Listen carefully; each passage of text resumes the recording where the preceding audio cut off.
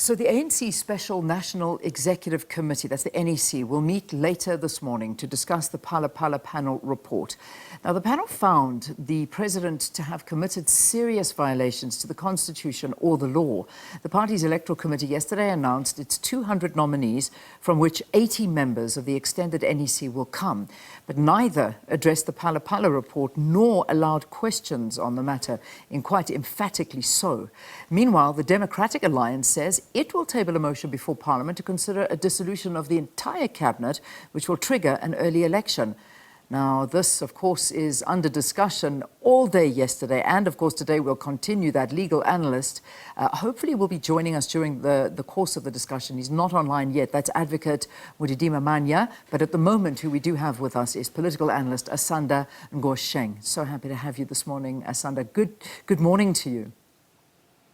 Good morning, and thank you for having me. What a day it was yesterday. It really was. I mean, it was everybody hanging on. We'd heard that the president would address us sometime. Then we heard the NEC were going to be meeting. Then suddenly both of those things were delayed. And then we were left hanging with a lot of speculation happening. What do you think at this point is happening behind the scenes?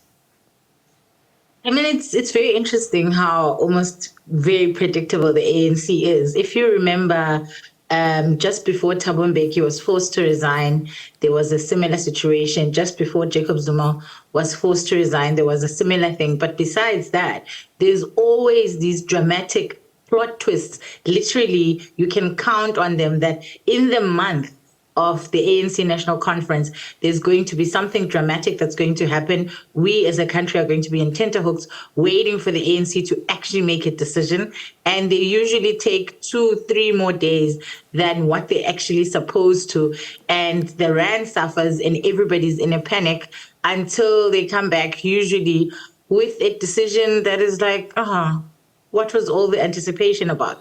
So I think that, there's various options and possibilities in this scenario. One is that the president could potentially resign because he has had a good run. He would be leaving, even though it may not feel like it right now, he would be leaving on mostly a high note, in the sense that he would have done a lot of what he had said he was going to do in terms of attempting to clean up the state and making sure that, state capture and all of those, state capture related issues start to get addressed. We've seen the arrest of people like Brian Molefe. We've seen the arrest of, people involved in Estina and many others who the law has been, kind of looking for quite a while, including having the Guptas, and the extradition currently in process. And so meaning at any given stage, the Guptas could be landing in South Africa to actually serve out their jail sentences or starting with kind of facing the charges that they need to answer for. So there is some level of achievement that if Ramaphosa leaves now, that he can leave with. So what is interesting to me is the following, that the way in which the report was framed, it said may have. So it's inconclusive. So it's conclusive in some ways, in that, of course, any question marks around a president potentially having abused the constitution, potentially having broken presidential and constitutional rules is always going to be a problem. But that word may have is very tricky, because what it says is it makes the whole thing subjective, that it depends on the person who's holding the document and what they want to do with the document, what will happen. So somebody may decide may have means that he didn't. He was close enough, but he didn't. May have could also mean that he did do it, depending on who's got the document and how they want to use it. And of course, this is classic ANC doublespeak. This is classic ANC putting us on the edge of our seat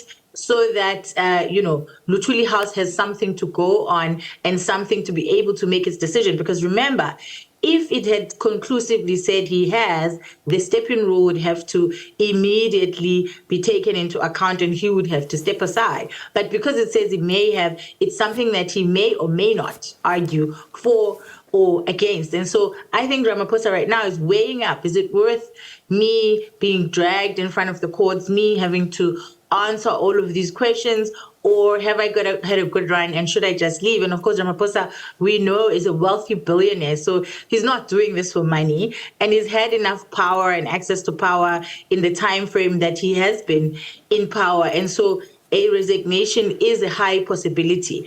But at the same time, if the resignation comes, I don't see the ANC using the legislature, which they have the opportunity to fire him through an impeachment or a motion of no confidence, because the ANC has a history of backing their presidents and not using that particular method to get rid of the president.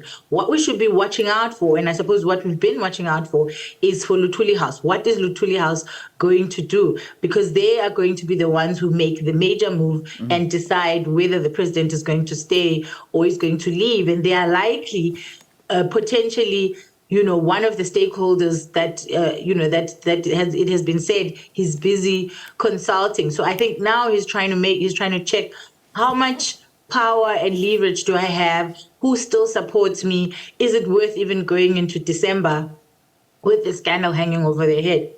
But I also want to emphasize, and I emphasized this yesterday, that, the ANC presidency is not, the criteria is not clean governance. It has never been, because if it was, Jacob Zuma wouldn't have become president.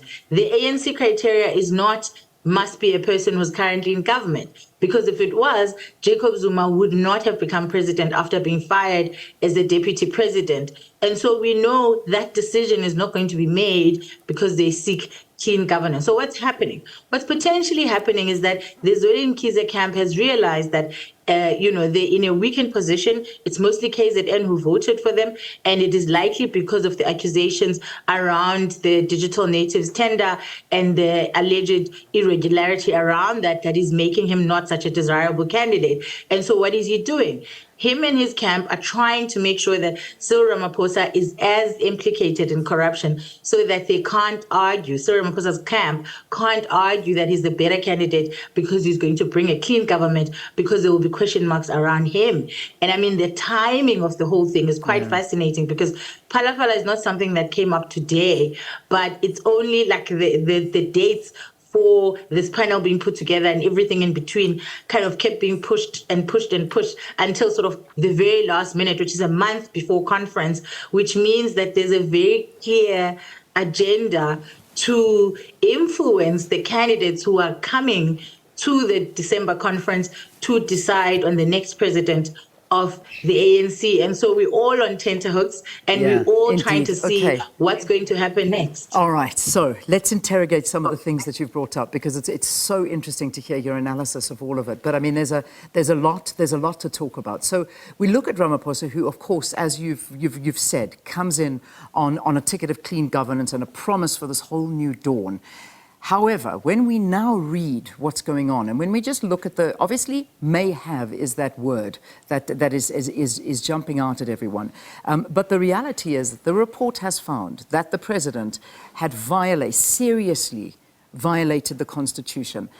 South Africa's anti-corruption law, had acted inconsistently with his office and exposed himself to a conflict of interest by continuing to conduct his game farm business. I mean, it's there, it's written, it's in black and white. The reality is that these are serious breaches, and the right thing to do would be to just say, I step aside, I let this happen, I step down and I move on and resign. Or they move to review this whole thing, because that's what I believe. I mean, if you read reports and you hear some of the messages that are circulating, it seems that the insiders within the ANC are trying to say, we will support you, we will fight this, do not go. It is not good for you to go. But to be honest with you, what is the right thing to do? Because if you look around and the reputational damage that this has already done, where does the president go from here? I mean, what option does he honestly have right now? So if we lived in a different country, if we lived in a country where people actually cared about the law, where people actually cared about whether the president breaks the constitutional infrastructure that he is in charge of, we would be seeing a president resign. He would have resigned yesterday already. But we don't live in that country. And we know for a fact that, again, history tells us that, having abused the Constitution, all these kind of charges that you've just read out, so very similar charges were laid against Jacob Zuma, or at least he had a very similar case to answer for, and he was able to continue for many years and have a career and be president of the country despite all of those things. So this is not the first time that the ANC is running around this particular rodeo. And so the question is really around, what does the ANC want? Does it want Cyril Ramaphosa to continue, or are the RET forces now in a position where he can be pushed out? And that's what's going to determine what's going to happen next, not whether the president actually did abuse his position and actually did break the laws around how a president is supposed to behave and, did actually put the country essentially in disrepute because of his actions. So what we need to be listening out for is the ANC first of all ready for another candidate? I don't know that they are, because remember, these guys are going into a national elective conference to pick the next president of the political party. I don't know that they would want such a major upset in overwhelming numbers. And so there's a lot of backdoor negotiations right now, probably with some arguing that he can win this. He just needs to review it. He just needs to kind of hang in there and stick it out. Well, I'm sure there are others who are saying he must resign immediately. So the other question you need to ask is, if he was to resign, who is going to replace him? Paul Mashatile still hasn't, to this day, answered for spending 96,000 20 years ago at a Berge Michel. He's allegedly part of the Alex Mafia, and there's other scandals around him.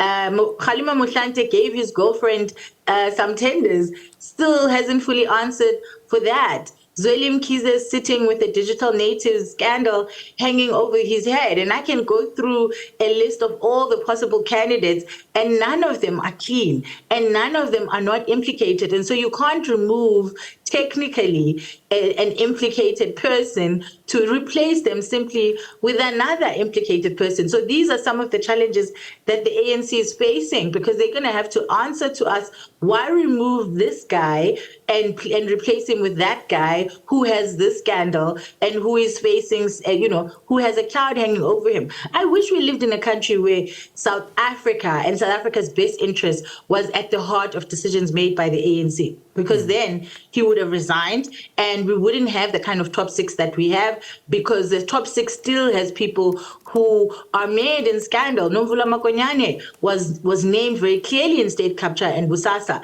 And Gwede Mantashe continued to be in the NEC despite the many allegations leveled against him. And so what is becoming more and more clear, and I've said it many times, that the ANC, the African National Congress, the party, is the actual liability of South Africa.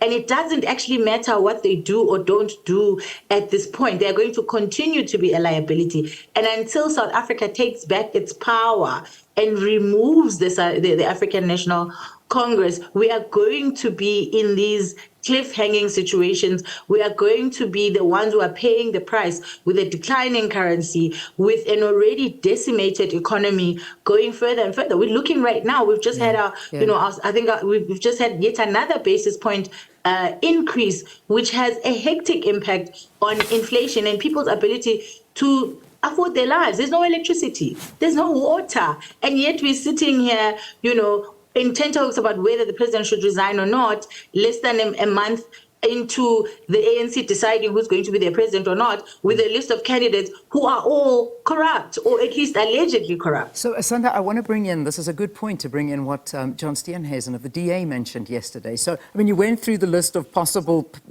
candidates that could step up, but they all have something over their head.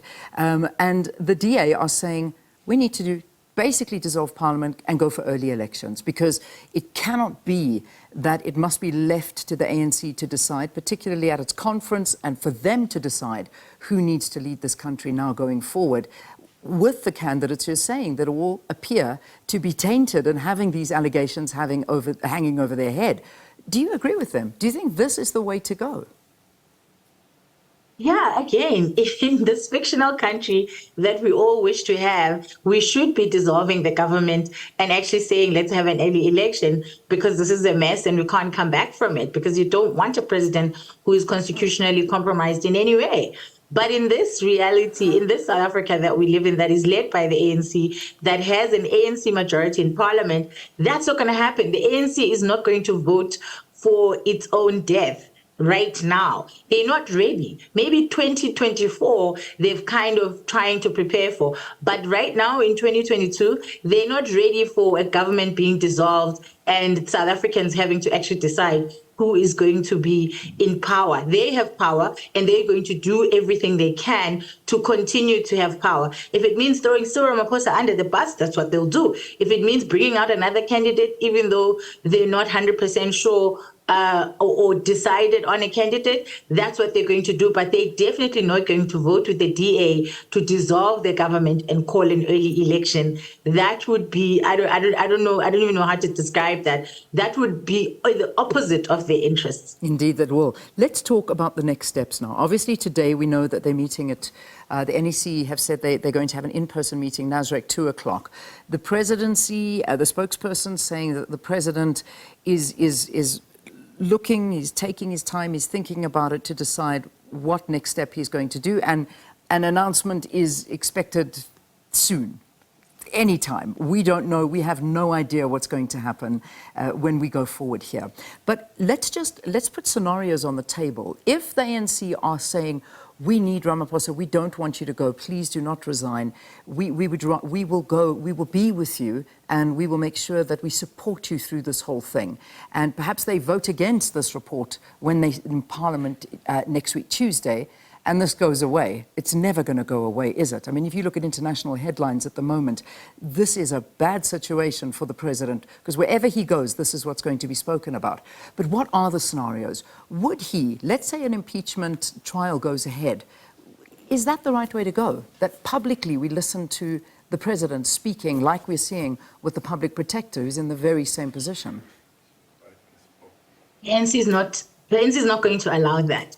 The very point behind having the majority, which is what you require to make decisions in Parliament, is precisely so that you, as the governing party who has the majority, is able to decide what's going to happen. So the ANC, as I've said before, Jacob Zuma, there were 5 attempts to impeach him, to have a no confidence against him, and all these various attempts, and all of them failed for one reason, that the ANC, when it comes down to the crunch, votes for the ANC, votes for whatever is in the best interest of the ANC, even if there's factionalism, even if people don't necessarily agree with the sitting president or even the person that they are defending, but they will defend the ANC and its people to the teeth. What rather will happen or may happen is that Luthuli House will just put pressure on Cyril Ramaphosa to resign if they want him to go right now. That's where we should be focusing our attention. Parliamentary processes. ANC has shown us that they use their majority to kind of obfuscate and deny any and all sort of parliamentary processes. It's their playground. So they're not going to make rules that are going to be against them. Because remember how the ANC works is that they understand that everything that gets done sets a precedent for the next president. And so they've been very clear about the kind of precedents that they want to be set and the kind of precedents that they do not want to be set. And so I mean, think about it. We've just had Jacob Zuma for like almost a decade, and he was very questionable, and he was facing many charges. In fact, he's still going to court. He's still up and downing and appealing all his 100 cases. Precisely because even during his presidency, he had this cloud hanging over him. So it's not the first time that the ANC would have a president of South Africa who has a cloud hanging over him. And so that's why I keep saying in an ideal country, that would be actually embarrassing. That would be a source of shame. And that would lead a political party to ask a person to step aside. But in this country that we live in, we have a precedent where it actually almost doesn't doesn't matter what the president does, as long as the ANC believes he has the numbers, as long as the ANC believes he has the support, then he will go. So it's only if they feel that Ramaphosa won't have the numbers to win at this coming up conference that he will be removed. But otherwise, he's likely to stay. But I mean, you think he'll still have those numbers at the conference? Yeah, Say we get there, he'll get those numbers. I think he still has those numbers. Okay. If you just look at a granular level at when the NEC was announced, what were the numbers? Cyril Ramaphosa was supported by almost all provinces. Yeah. Zweli Mkhize was only supported by KZN. And so while things can change drastically, to get those numbers to shift so drastically is going to be quite difficult. And this is why I'm saying I think that this is a very, very difficult scenario. In fact, we having to rely on actual Cyril Ramaphosa, the individual, to make a decision for himself and not the ANC, because the ANC always makes decisions that are in their best interest, not of the country, but of the African National Congress and its continued access to power, access to funds, and access to be able to be corrupt and be the most powerful and moneyed person in South Africa. All right, we leave it there. Political analyst Asanda Ngoasheng discussing the challenges that are dogging the governing party amid the whole Phala Phala Section 89 findings. So what a way forward for today, Asanda. Thanks so much for your views.